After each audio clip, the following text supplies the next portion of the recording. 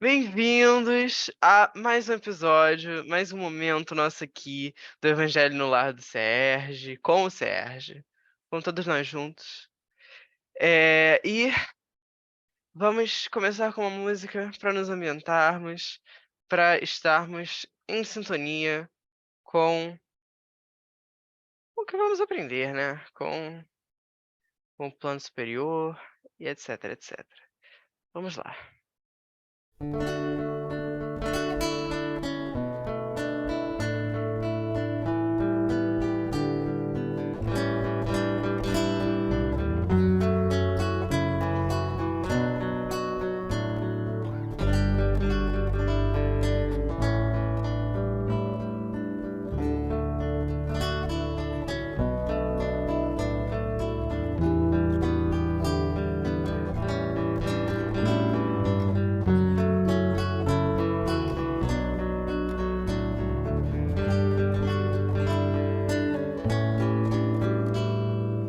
O pai nunca dá pedra ao filho que pede pão.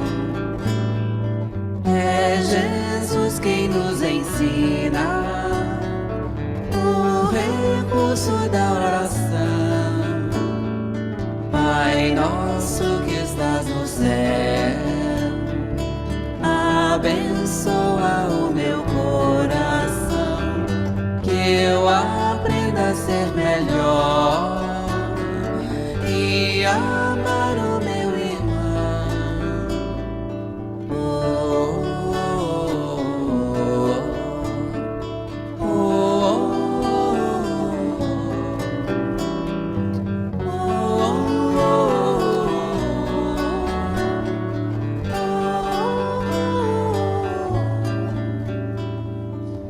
o pai nunca dá pedra ao filho que pede pão.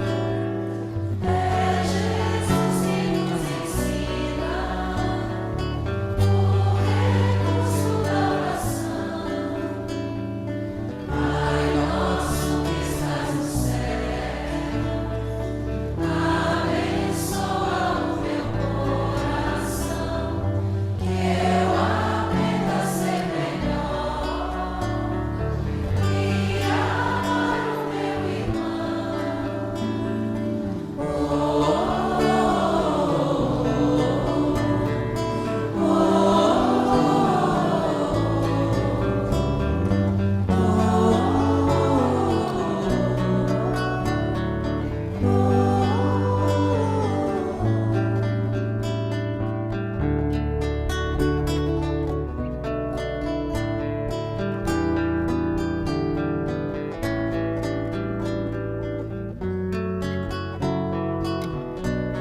que eu aprenda a ser melhor e amar o meu irmão.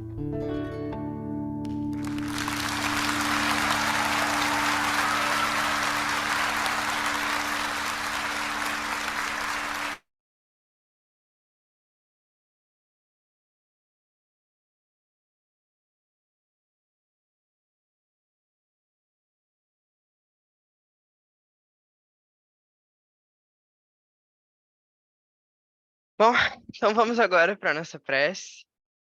Vamos nessa energia que já estamos, continuar e vamos nos unir em pensamento. Pai amado, mestre amigo, amigos espirituais, obrigado por termos a chance de estar aqui novamente, ou pela primeira vez, unidos para aprender, para refletir, para cura e para nos fortalecermos para nossa caminhada. Que as reflexões aqui consigam nos ajudar no nosso dia a dia e daqui para frente, e que possamos sempre buscar sermos melhores, cada vez melhores que fomos ontem. Fique conosco hoje e sempre, que assim seja, graças a Deus. Então, vamos à nossa página da vez. Hoje a gente vai falar sobre, ler e falar sobre, né, os itens 3 e 4 do capítulo 6 do Evangelho segundo do Espiritismo, Consolador Prometido.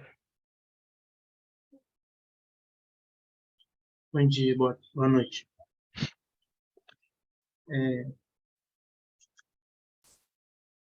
Se amais, guardai os meus mandamentos.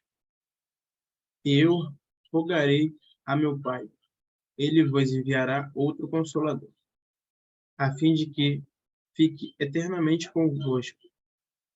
O Espírito de verdade, que o mundo não pode receber, porque não não vê e absolutamente o não conhece. Mas quanto a vós, reconhecê-lo-eis, porque ficará convosco e estará em vós. Porém, o Consolador, que é o Espírito Santo, não, o Santo Espírito, que meu Pai enviará em meu nome, vos ensinará todas as coisas e vos fará recordar tudo o que vos tenho dito. São João 14:15 a 17:26. Jesus promete outro Consolador, o Espírito de verdade, que o mundo ainda não conhece, por não estar maduro para não o compreender.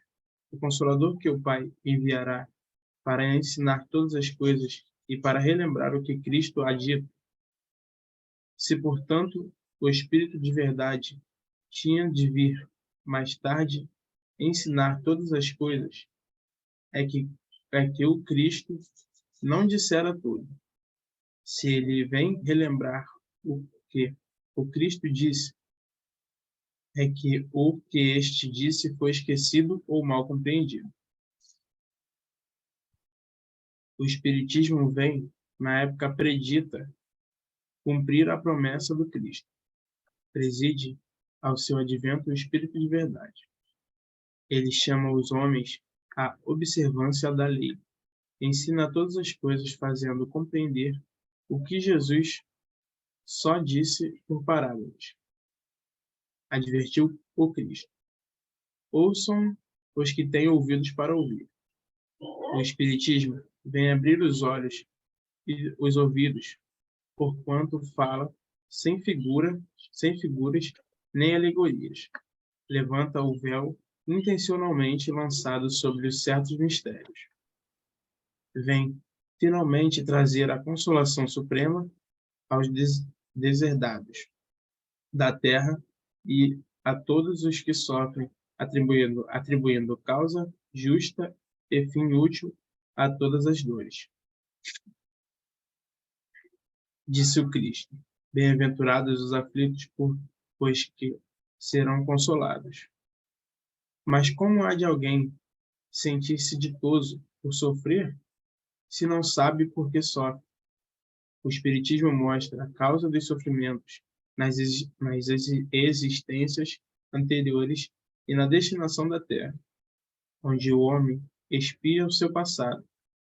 Mostra o objetivo dos sofrimentos, apontando-os como crises salutares que produzem a cura e como meio de depuração que garante a felicidade nas existências futuras.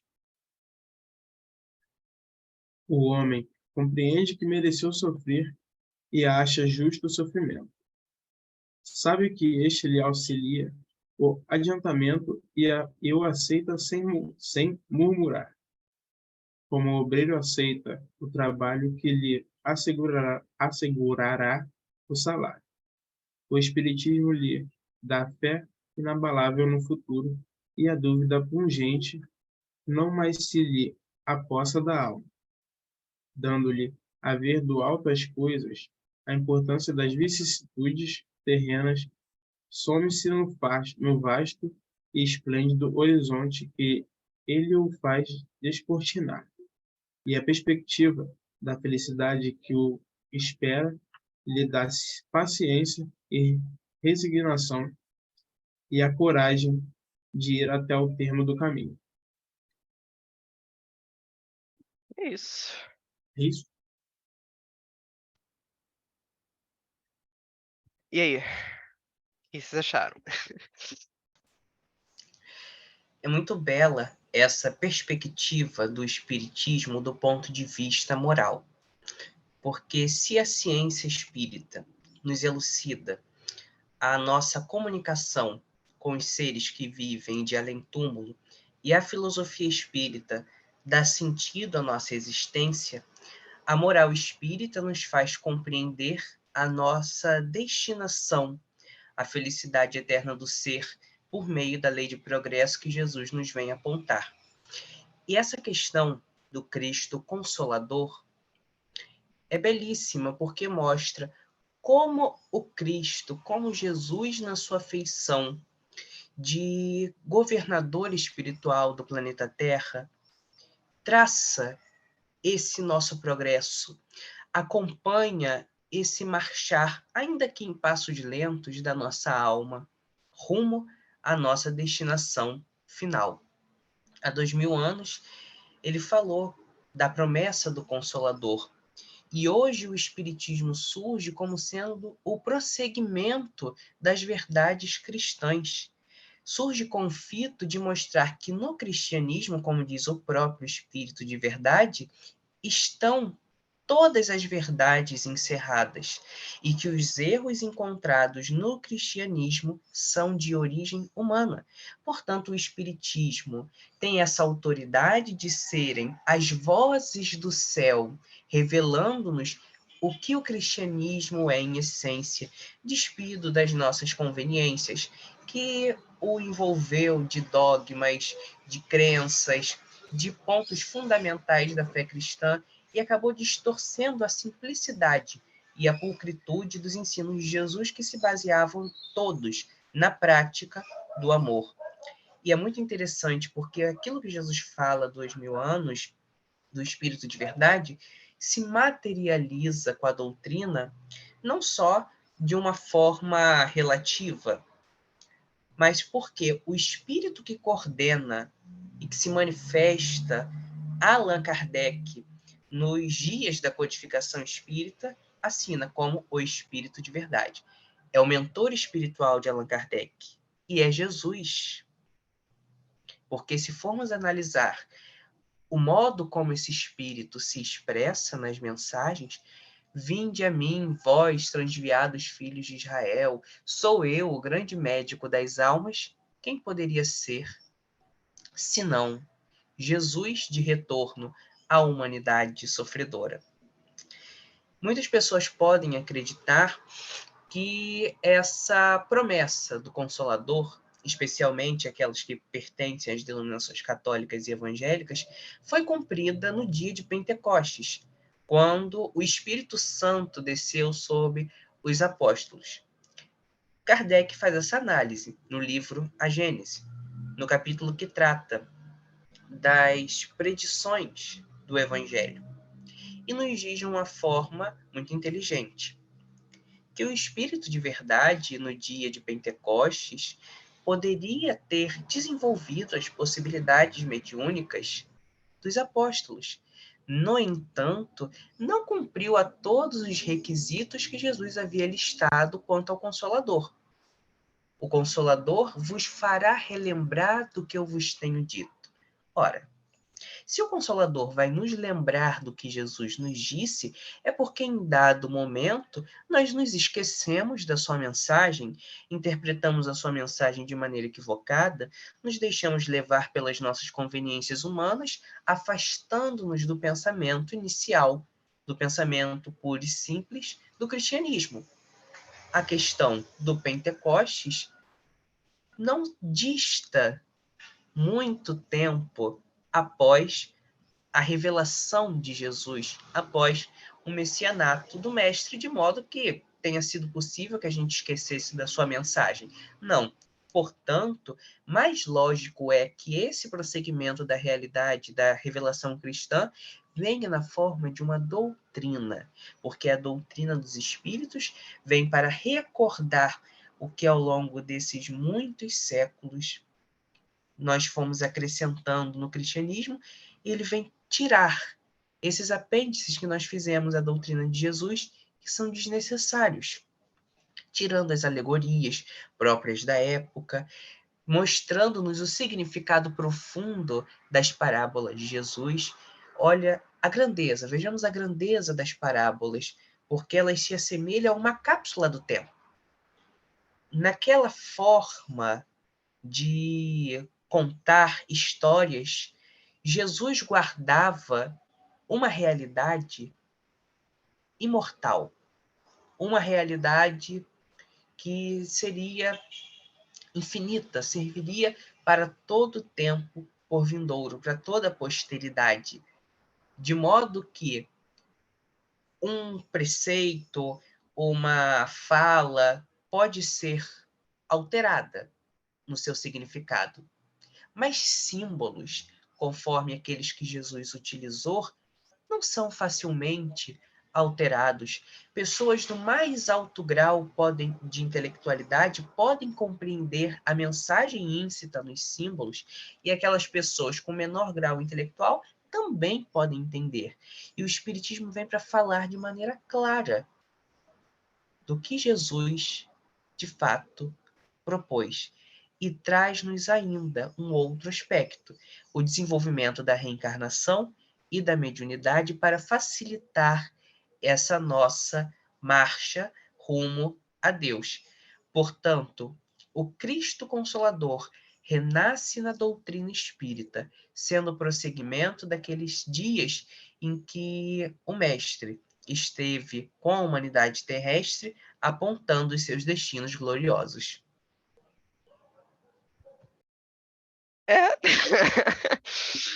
É. Não, eu acho realmente que tendo o espiritismo vindo assim agora, ele ajuda muito a resgatar tudo que a resgatar as palavras de Jesus, né? Porque ia trazer mais pra hoje, com certeza, porque, gente,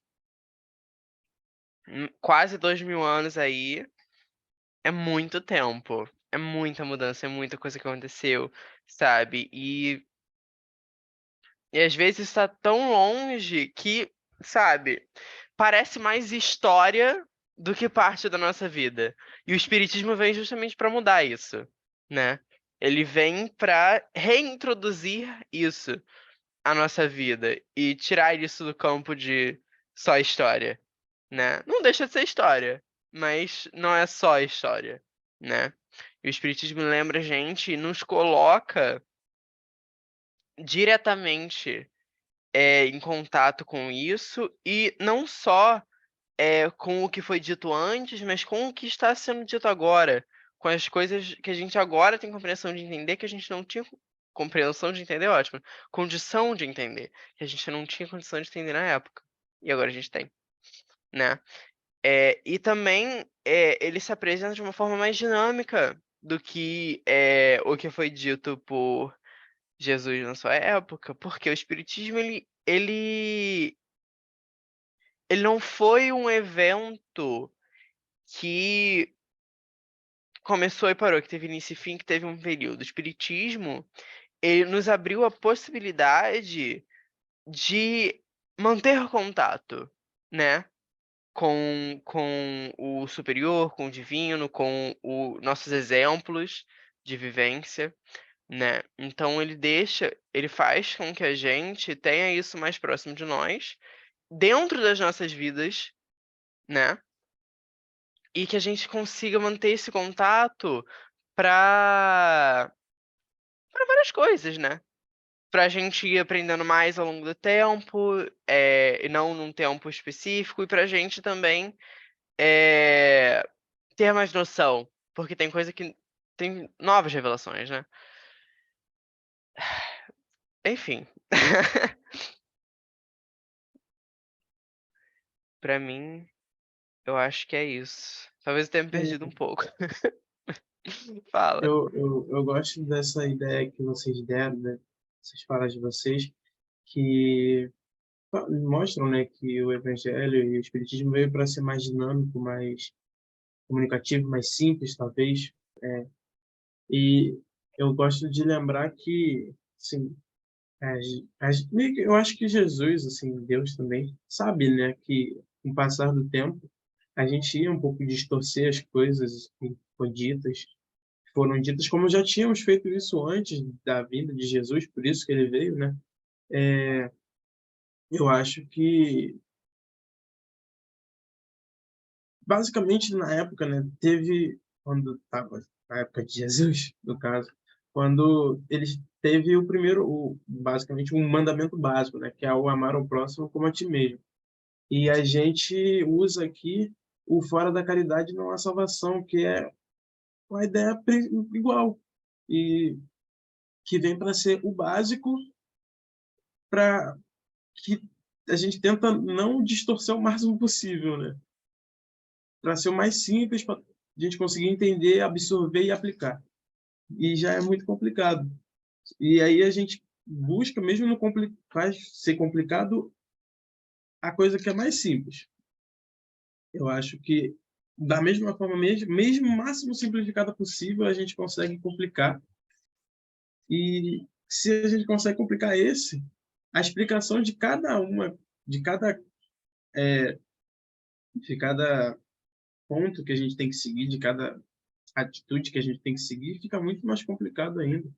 Então, eu acho que a gente tem que primeiro pensar de pequeno, a gente tem que pegar no simples, para depois ir fazendo mais complexo. A gente, eu acho que, assim, pega primeiro vamos tentar cuidar da gente, cuidar do próximo, para depois a gente ir evoluindo, porque a gente conseguindo fazer isso, a gente já está dando um passo muito, muito grande para mim. Uhum. Sim. E eu acho que a gente tem que pegar nessa questão do espiritismo, que é pegar esse ponto básico, e aí quando a gente vai construindo isso, a gente vai melhorando e conseguindo entender e conseguindo aplicar as outras questões. Sim. E eu Com acho. certeza. Perdão. Pode falar, Matheus. Não, eu acho que. Primeiramente, acho que a gente já pode encaminhar para o final, porque o Zoom avisou que o tempo tá acabando. Mas. Eu acho que realmente essa questão de você focar no mais importante e no um passo de cada vez que o Bruno falou é muito importante. Até porque não nos foi revelado tudo de uma vez. Porque, é claro, sabiam que, por exemplo, se o Espiritismo tivesse sido revelado na época de Jesus, são ensinamentos que estão muito à frente, né? Então, até gera uma certa ansiedade, assim, tipo, nossa, eu vou ter que esperar 1800 anos para chegar nisso, né? Então, acho que é isso. É que realmente cada coisa no seu tempo, focar, como Jesus diz, em vez de olhar para o cisco no olho do outro, olha para a viga no seu olhar, né? Que olha para você e para as coisas grandes, em vez de olhar muito além do que você precisa, né? Mais algum apontamento? Eu só gostaria de fazer um rápido Fala. apontamento em cima do que o nosso amigo Breno nos trouxe de contribuição. Os espíritos superiores, por meio da doutrina espírita, não nos trouxeram inúmeros conhecimentos a respeito do mundo espiritual, da dinâmica da reencarnação, da mediunidade, do perispírito, apenas a nível de informação, porque eles nos trazem essas ideias, esses conceitos, com o objetivo delas serem base para o nosso progresso, para a nossa melhoria moral. Não pelo fato puro e simples de desvendarmos, de conhecermos, porque os espíritos podem nos trazer conhecimentos de ordem superior daquilo que a ciência não consegue nos trazer hoje, mas com o fito da nossa melhoria moral. Então, não é pura e simplesmente para conhecer, para estar ciente dessa dinâmica entre o mundo dos vivos e o mundo dos chamados mortos. E sim para que isso faça sentido, ganhe sentido na nossa vida física. Essas informações nos investem de responsabilidade moral. O Espiritismo, ele não vem nos dias de hoje, ou melhor, nos dias de Allan Kardec, não vem nos dias de Kardec, para gerar a transformação moral do planeta, para dar início ao mundo de regeneração, conforme a escala de mundos que Kardec elabora no Evangelho. Ele vem como uma consequência desse período de maturidade da humanidade terrena. É como o Espírito de Verdade nos traz no item 7º desse próprio capítulo. Deus dirige à humanidade um supremo apelo por meio do Espiritismo. Portanto, esse é um supremo apelo para que o mundo de regeneração que chega seja também um mundo em que nós façamos parte por meio dos nossos hábitos mais elevados e das nossas condutas mais espiritualizadas. Portanto, vamos estudar sim o Espiritismo. É fundamental para que a nossa fé tenha qualidade. Porém, não nos olvidemos da prática que é essencial para atestar a nossa renovação íntima. Bom, então, que bom que estivemos aqui, né? Vamos encaminhar para nossa prece. João, você... Vamos orar. Beleza. Amoroso Mestre Jesus, agradecemos pela oportunidade de aqui estarmos juntos, estudando o Consolador prometido por Ti, o Espiritismo, a ciência do infinito. Agradecemos pelos inúmeros conhecimentos auridos nestes momentos, que possamos aplicá-los à nossa vida prática, transformarmos-nos em espíritos melhores, lustrarmos as nossas almas, a fim de que possamos resplandecer a perfeição a que estamos destinados. Que cada lar, aqui representado pelos amigos que nos acompanham, que se juntam a nós nessa comunhão fraternal, receba as bênçãos, as vibrações cariciosas, a fim de que haja harmonia, concórdia e paz entre as criaturas. Que a paz no mundo comece com a consciência de que nós próprios devemos nos pacificar, entregando-nos à brandura que acolhe, esquece, perdoa, só ergue e santifica. Fica conosco sempre, Senhor, e permite que possamos encerrar o nosso estudo. Que assim seja. Bom, é isso.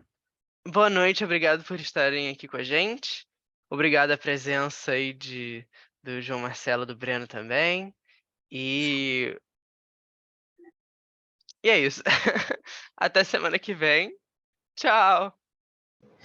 Um abraço, amigos. Tchau, tchau.